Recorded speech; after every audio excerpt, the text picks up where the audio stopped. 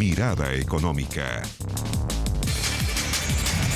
¿Cómo están? Bienvenidos a otro capítulo de Mirada Económica en este verano, donde las noticias de la economía, por supuesto, siguen dando que hablar. Ya lo estuvimos abordando la semana pasada. ¿Qué pasa con el cobre? Sigue ahí el cobre subiendo, pero también le sumamos otro elemento en los mercados financieros: las criptomonedas, el Bitcoin. Son dos temas que vamos a estar abordando en el programa junto a alguien que sabe muchísimo de los dos. Gerente general de Rubik, Sergio Tricio. Sergio, como siempre, gracias por acompañarnos. ¿Cómo te va? Hola Nicolás, muchas gracias por la invitación y gracias por lo de saber de estos temas. Sí. Esperemos aportar un poquito, un granito de arena. Sabemos que sí. Sergio, a ver, comencemos con el cobre y lo dice el generador de caracteres. Sigue imparable porque, claro, habrán días donde cae el cobre a nivel spot, a nivel de precio diario, pero de todas maneras la tendencia, si uno lo compara con marzo del año pasado, abril, estaba leyendo por ahí que el metal rojo, nuestra principal exportación, ha llegado a subir más de 80% desde el año pasado, cuando estaba en niveles bastante bajos, obviamente lo que obedecía claramente a la situación de crisis económica derivada de la crisis de la pandemia, algo que sigue, hay que decirlo. Sí, tal cual, y ya nos acercamos a un 100% de recuperación porque el cobre, precisamente en esos peores días del mes de marzo del año pasado, cuando se cierra el mundo y entramos en esta terrible pandemia, alcanzó niveles de $2 la libra, 1,98, y de ahí hasta ahora ya alcanza niveles de 3,90, entonces ya estamos cerca de que se duplique el precio en menos de un año. Y esto va de la mano con las expectativas económicas muy positivas para este año. La verdad que hay muy buenas perspectivas respecto a una recuperación económica importante en el mundo que va de la mano con los grandes estímulos que han entregado, por una parte, los bancos centrales. Estamos viendo hoy día que la Reserva Federal de Estados Unidos, el Banco Central Europeo, está imprimiendo mucho dinero y eso lo está lanzando con baldes a la economía para que de esa manera se recupere. Y además también en esta oportunidad el aporte que están haciendo los gobiernos con estímulos fiscales muy importantes para reactivar la economía también es un factor clave. Y todo esto se relaciona además con que China debería también mostrar buenas señales de crecimiento, ya lo hemos estado viendo. De hecho, es tan paradójico lo que ha pasado con la pandemia, es una situación muy parecida a lo que fue con la crisis subprime en Estados Unidos. La crisis subprime el año 2008-2009 afecta al mercado inmobiliario de Estados Unidos y finalmente después Estados Unidos se recupera y es la economía que más crece de los países desarrollados posteriormente. Ahora pasa un poco lo mismo con China. Nace el COVID desde China y rápidamente, precisamente el gigante asiático es quien se recupera más rápido y de quien se esperan también muy buenas perspectivas de crecimiento para este año. Entonces, hay un entorno, hay un escenario económico muy favorable para este año a partir de todos estos estímulos y de toda la inversión que quedó para realizada y que se va a tener que generar este año, pero hay aspectos que probablemente a futuro son incluso más importantes, como es la intención del mundo también de pasar a la electromovilidad, a los vehículos eléctricos, a las energías renovables. Y solo un dato al respecto: un automóvil eléctrico ocupa 4 veces más cobre que un auto tradicional. Por lo tanto, también desde esa perspectiva se espera mucha demanda a futuro y que por ende nos está llevando a que hoy día todos los bancos de inversión a nivel global, los equipos de análisis, de research, están hablando muy bien de que probablemente se está generando, incubando un nuevo superciclo del cobre. Esperemos que esto sea así, porque bien sabemos que es muy bueno para Chile. Vamos a eso. Cuando se habla del concepto superciclo, se vivió, de hecho, aquí en nuestro país, una de las mayores exportaciones, uno de los mayores productores de cobre en el mundo. ¿Y cuándo podemos decir si hay superciclo? A ver, todavía no se posiciona como tendencia en los $4 la libra. Recordemos lo que fue el superciclo del cobre con precios bastante más altos, pero que se mantenían en el tiempo. Por eso se hablaba de superciclo. El precio spot del día obviamente podía cambiar y aquí sabemos que los mercados dependen de una, no infinidad, pero sí un gran abanico de aristas a nivel financiero, político, geopolítico, económico y ahora pandemia, le sumamos pandemia. ¿Se puede hablar de una cercanía que efectivamente se incuba un superciclo del cobre y de los commodities en general? Porque las materias primas han tenido también avances bien importantes.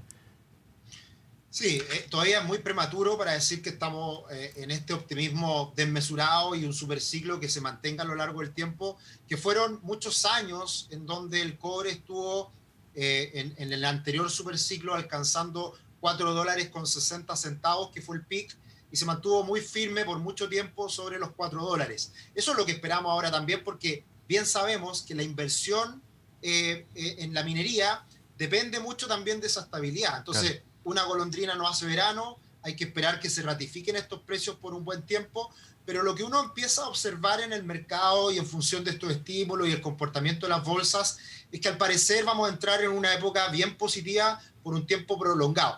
Hablar de superciclo es bastante arriesgado, si se quiere, porque eso quiere decir que tengamos probablemente varios años de precios elevados para el cobre. Yo creo que por un buen tiempo y este año y de aquí en adelante vamos a tener precios favorables y lo único que podría cambiar estas expectativas y de que cambie un poquito el panorama es que aparezcan riesgos que hoy día están bastante alejados. Un tema clave es que estos estímulos monetarios que están entregando los bancos centrales, la Reserva Federal de Estados Unidos en particular, ha dicho que a pesar de que exista un incremento mayor a lo que históricamente se conoce como inflación deseada en Estados Unidos, a pesar de que aumente más la inflación, la Reserva Federal va a mantener las tasas bajas por mucho tiempo más. Y eso da cuenta de que hoy día se va a dejar que la economía se recupere, van a existir esos estímulos por más tiempo y por ende eso nos hace pensar de que los precios de las materias primas, los precios del cobre se mantengan elevados por un buen tiempo. Goldman Sachs, uno de los grandes bancos de inversión a nivel global, estima que en aproximadamente un año más el cobre debería alcanzar $4.50, que es muy cerca de esos máximos históricos.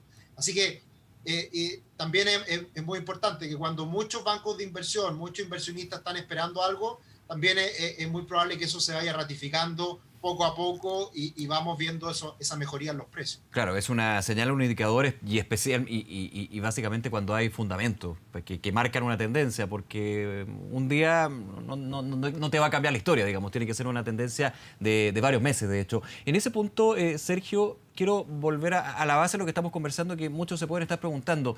¿Cómo le afecta a Chile que el cobre esté con estos buenos niveles? Porque siempre sale una buena noticia desde el Ministerio de Minería, desde los bancos de inversión, también en las proyecciones hemos visto desde el Fondo Monetario Internacional y otros organismos que ha aumentado la proyección de crecimiento para este año por la recuperación, base comparativa con respecto al 2020, pero siempre se habla de la situación materias primas. ¿Por qué se da eso? Sí, las exportaciones de cobre para Chile son más o menos la mitad de todo lo que exportamos al mundo, por lo tanto siempre es un aspecto muy importante y que más allá de las exportaciones de cobre que nosotros hacemos, es muy importante también para la inversión, porque bien sabemos que cuando el precio del cobre se fortalece, eso atrae la inversión extranjera, se desarrollan proyectos mineros, se contrata más gente, hay mayor construcción y todo esto genera un círculo virtuoso que poco a poco se va materializando en que de una u otra manera chorree al resto de la economía. Claro, en algún minuto, de hecho, había, perdona Sergio, en la industria nacional una preocupación con respecto a si la demanda de cobre, por los distintos elementos que hemos hablado, va a poder estar de la mano con la oferta, es decir, por el lado de la producción que se da en Chile, y eso también considerando que había un plus, que durante toda la pandemia la minería chilena siguió trabajando, pero igualmente los índices de producción fueron cayendo por temas como las leyes y otros temas. Sí, ese es un tema importante que de hecho también desde el punto de vista de la oferta, cuando los precios no son los más atractivos, se reduce la inversión. Y además, con menores leyes, la producción ha ido creciendo más lento de lo que eventualmente ahora podría crecer la demanda. Y ese desequilibrio también permite que los precios puedan aumentar de una manera más rápida en un corto periodo de tiempo. Entonces, cuando ya el precio se estabiliza en niveles superiores, cuando ya el cobre eventualmente, si todo sale bien, supere la barrera de los $4 la libra, eso va a incentivar que vuelva la inversión y por ende el equilibrio entre oferta y demanda se vuelva a normalizar. Y esa es una muy buena noticia porque es ahí cuando precisamente pudiéramos empezar a escuchar precisamente en las noticias, en la prensa, que se van volviendo a desarrollar proyectos mineros. Eso es mucho dinero que llega a nuestro país y que genera empleo, que genera crecimiento, y eso lentamente se va viendo de manifiesto, se va traduciendo a que el resto de la economía también se vea beneficiado. hay que recordar lo que pasó por ahí por el año 2011, 2012, 2013. En algún momento hubo un incremento, por ejemplo, de precios muy importante en el sector de los precios de la construcción, de los precios inmobiliarios, porque había mucha escasez de mano de obra. Claro. ¿Y por qué? Porque en esa época, en el superciclo anterior del cobre, la minería precisamente capturó mucha mano de obra de la construcción a la minería. Entonces, esas son las cosas que poco a poco van ocurriendo y que finalmente nos termina beneficiando a todos.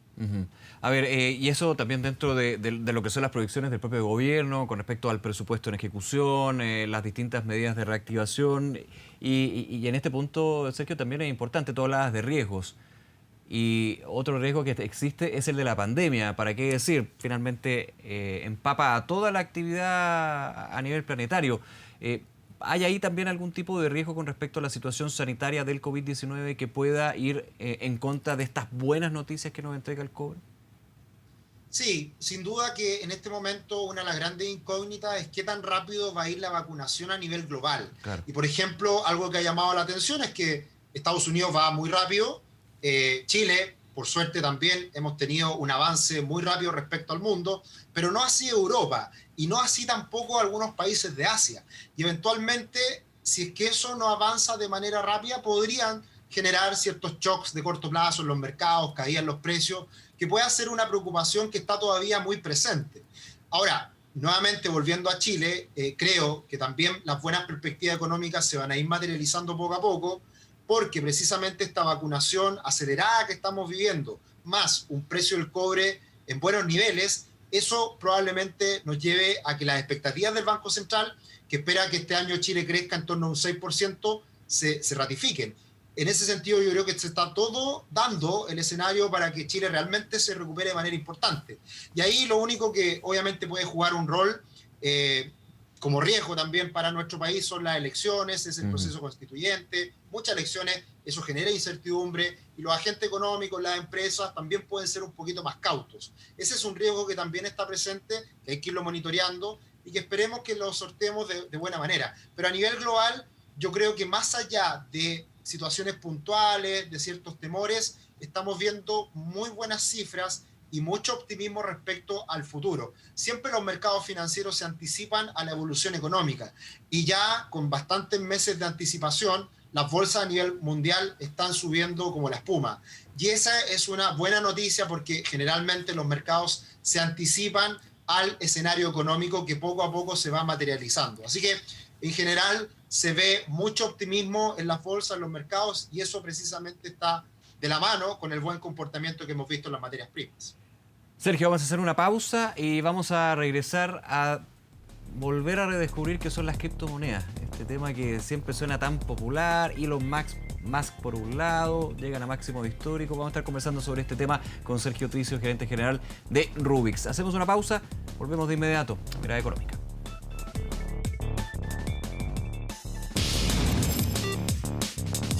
Mirada Económica. Mirada Económica. Regresamos al programa, estamos conversando con el gerente general de Rubix, Sergio Tricio. Sergio ya lo adelantaba antes de la pausa, hablemos de criptomonedas, del Bitcoin que llega a máximos históricos. Hay ahí también una inversión millonaria por parte de una figura como es Elon Musk, quien ha dicho que por lo menos desde Tesla se está evaluando la posibilidad de que los bitcoins sean medios de pago y que algunos dicen, bueno, si partió uno grande podrían ir más. Primero que todo, ¿qué es una criptomoneda para quienes nos ven y dicen, ¿de qué me están hablando? Sí, hoy en día hay muchas criptomonedas, ha habido un boom en los últimos años impresionante a partir de la lógica del Bitcoin, que es la primera que abre este mundo de posibilidades en donde comienza todo a partir de la crisis del 2008-2009. Un poco se dan cuenta algunas personas que crean este protocolo en donde dicen, bueno, hoy día los bancos centrales están imprimiendo dinero y nadie nos garantiza que este dinero mantenga su valor en el tiempo. Entonces, ¿por qué no creamos algo paralelo en la cual podamos ver una emisión de dinero digital controlada 21 millones de bitcoins que se van a crear a lo largo del tiempo y con una tecnología muy interesante detrás que soporta esto a la hora de validar las transacciones, que es el blockchain. Y a partir del blockchain, toda la lógica del blockchain es lo que probablemente le da mayor valor al mundo de las criptomonedas, porque se ha generado ahí procesos informáticos que yo entiendo muy poco, pero que le dan una garantía de que las transacciones que se van haciendo estén absolutamente aseguradas, verificadas. Y eso permite que pueda evolucionar esta lógica del blockchain para muchas otras cosas que se hacen a nivel global, contratos, transferencias y tantas cosas que son necesarias hoy día en un mundo digitalizado. Entonces, el Bitcoin nace a partir de este protocolo y se crea una emisión planificada de 21 millones de Bitcoins. Entonces, lo interesante de esto es que el mundo digital va en un franco crecimiento, la emisión es controlada y por lo tanto lo único que va a hacer esto es que a largo plazo el valor del Bitcoin debiera tender a subir de precio, porque cada vez se va a validar más, cada vez va a haber más demanda, y si está controlada la emisión, eso implica que esto tenga todo el potencial de subir de precio. Lo difícil de esto, y como primer comentario al respecto, es saber realmente cuánto vale un Bitcoin, que hoy día, al igual que otras materias primas, que otros instrumentos financieros, al ser el Bitcoin un instrumento que no genera flujos y que solamente se valida por oferta y demanda, y ser tan nuevo también, es difícil de poder saber cuánto es lo que realmente Sergio, debería valer un Bitcoin. Ese es el primer gran riesgo que han apuntado algunos bancos centrales, como por ejemplo el Banco Central de Chile. En algún minuto se le consultaba al Banco Central si lo consideraría un medio de pago y dijo no, porque aquí, más allá de que no sea físico, no hay un flujo entre Bitcoin que compro y Bitcoin que vendo, a diferencia de otras monedas como el dólar, el euro o el peso chileno. Ese es el primer riesgo, ¿no? Sí, porque, a ver, tienen que pasar hartas cosas para que el Bitcoin realmente sea un medio de pago, una moneda digital validada a nivel global, tiene que haber regulación. Hoy día el Bitcoin, uno de los grandes aspectos positivos, por terrible que suene, es que precisamente al ser algo que está fuera del sistema, de no estar regulado, sirve precisamente el Bitcoin para el terrorismo, para financiar delitos. Actividad ilícita, digamos. Claro, entonces eso es precisamente algo que le da valor a esta moneda, porque todavía está, digamos, en una zona oscura. Pero obviamente esto va a ir cambiando con el tiempo. Bien sabemos que la tecnología va más rápido que las leyes y por lo tanto cuando algo finalmente la ciudadanía, la gente, los mercados lo validan, finalmente esto de una u otra manera los bancos centrales, los gobiernos van a tener que ir acoplándose a esta nueva tendencia. Y lo interesante precisamente del Bitcoin es que es probablemente la moneda hoy día más consolidada, porque hay una lógica detrás que el blockchain, la emisión, y que tiene una lógica precisamente de ser una moneda que se le ha hecho el símil, se le ha comparado con el oro, porque el oro es un valor refugio, es un valor que ha permitido sostener la emisión de dinero en diferentes partes del mundo por mucho tiempo, hasta que después dejó de ser el patrón oro el que respaldaba las emisiones de moneda. Y hoy día el Bitcoin precisamente se asemeja en esos términos a ser una moneda fuerte digital. Lo que todavía no sabemos es si realmente esto va a servir en el futuro para hacer un medio de pago. Hoy día todavía las transacciones son bastante lentas. No sabemos también el valor que va a tener cuando ya finalmente se consolide, qué tanto va a ser respaldado por diferentes empresas a nivel global que van a permitir comprar, vender con Bitcoins, como lo hizo Tesla, como lo ha hecho PayPal hace pocos meses atrás, y por lo tanto todavía está muy incierta la situación. Y yo diría que el gran riesgo precisamente del Bitcoin es que todavía es una moneda muy volátil.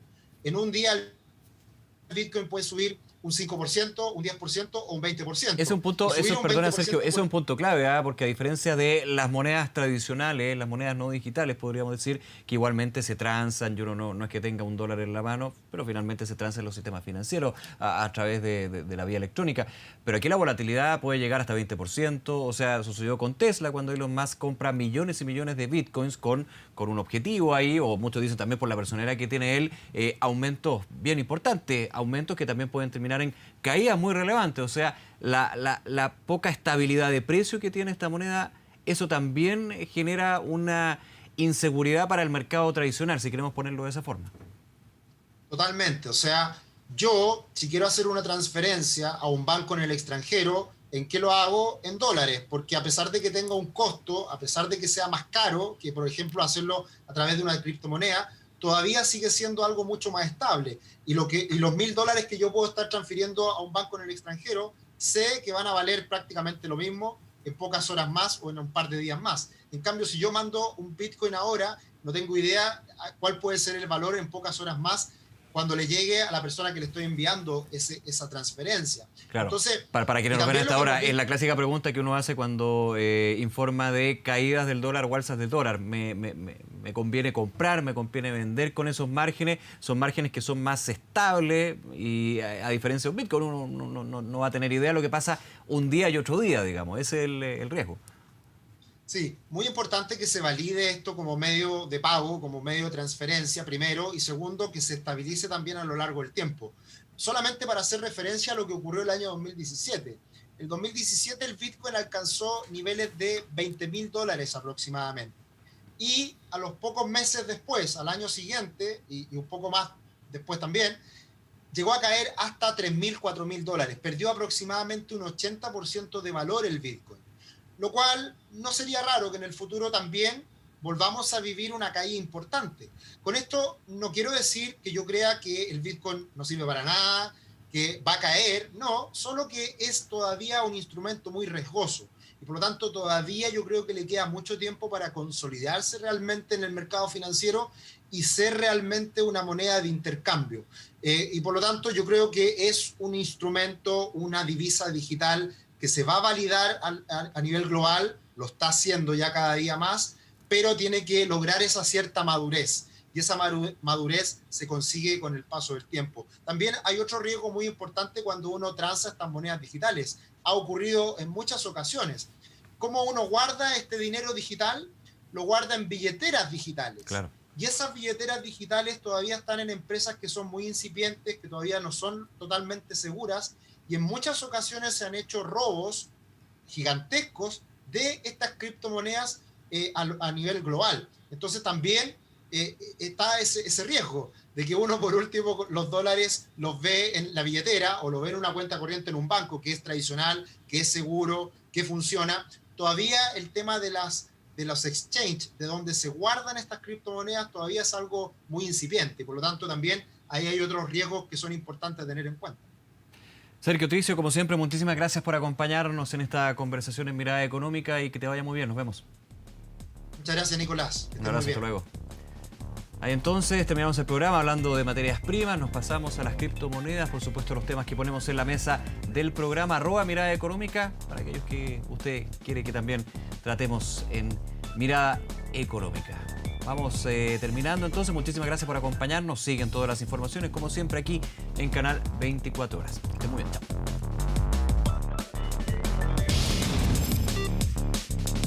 Mirada Económica.